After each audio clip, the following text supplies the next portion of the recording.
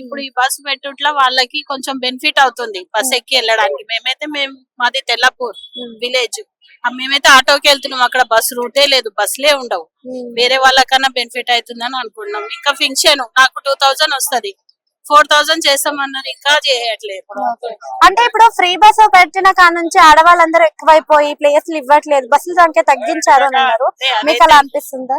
అదైతే లేదు, ఇక ఎక్కడ సీట్ ఖాళీ ఉంటే అక్కడ కూర్చుండిపోతున్నారు. ఆడవాళ్ళకు వాళ్ళు కూడా రెస్పెక్ట్ ఇస్తున్నారు, సీట్ ఇచ్చేస్తున్నారు.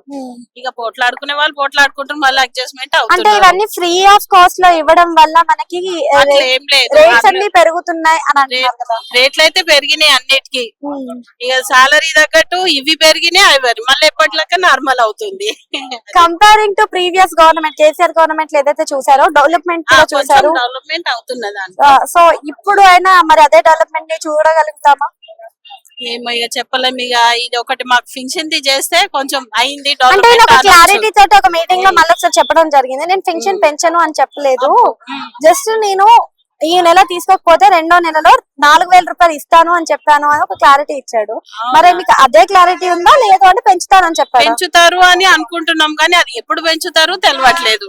వెళ్తున్నాం మంత్ వెళ్ళి పింఛన్ తీసుకుంటాం, పెంచారా అమ్మ అంటే అదే 2000. Thank you.